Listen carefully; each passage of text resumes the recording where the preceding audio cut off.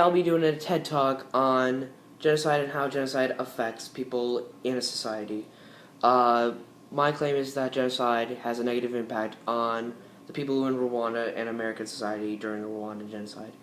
Um, One reason is the psychological events that occurred during the genocide and in the aftermath were mostly negative. Some examples being alcoholism, uh, depression, survival guilt, uh, loss of family. Also presented some depression.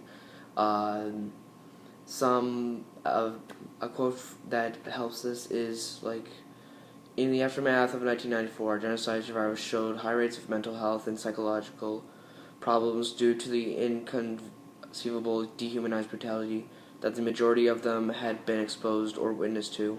Entire family systems, as well as the general social fabric that formerly provided support, were destroyed due to losses of family members and growing mistrust and fear following the genocide.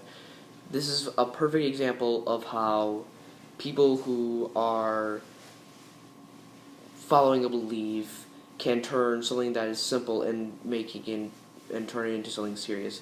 This being the Hutus and Tutsis and how they were killing each other because of religion. Uh, Many people died many Tutsis died because of this genocide, mainly because of the fact that they were dehumanized and the fact that so many radio stations were mostly filled with hatred, and the fact that this went on and nobody did anything to stop it was very sad. The only thing that we pretty much did was just send UN soldiers, which only really one person that we know of tried to do their very best to keep these people alive. Another reason is that uh, the national interest was not met during the Rwandan genocide, and that must have meant that their national interest was more important than the lives that were lost during the Rwandan genocide. Uh, a quote for that is, "We owe to all the people in the world our best efforts to organize ourselves so that we can maximize the chances of preventing these events, and where they cannot be prevented, we can move more quickly to minimize the horror."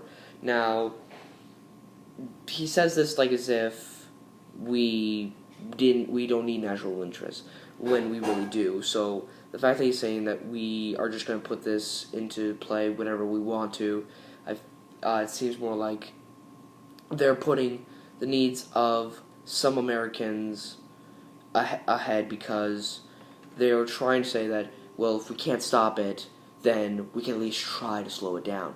But still, their national interest will decide whether or not they want to actually prevent it. Uh, Reason 3, media coverage was something that was important, and I think the media played a role in trying to help Americans see what was going on. Something that I found interesting was that the New York Times editorial board presents the fact that countries that run under dictators will take it upon themselves to prosecute journalists who circulate facts and ideas that disagree with that of the government. Now, even though that means that if people went in there, then the government might prosecute them for charges that might seem ridiculous, but pretty much they're trying to save lives. This does show that there was a reason why some people didn't get a lot of coverage of this. That's why Rwandans had all those radio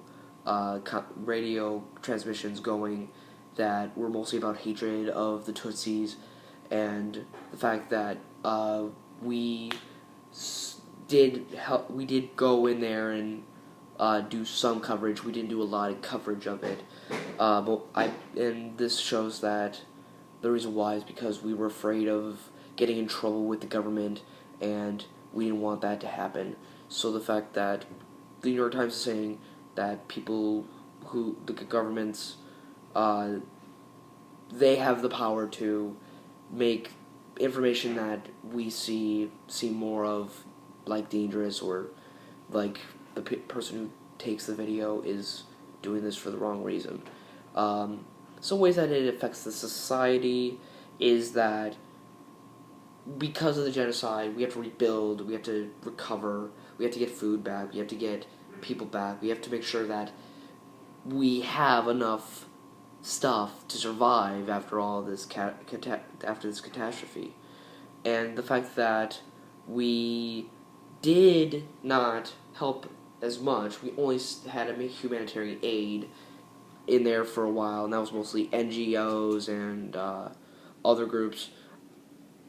The fact that those were the only groups that really spread the information as well shows that we had some coverage, but it wasn't very big. It wasn't the news. It wasn't on billboards. It wasn't. It was just only small groups of people that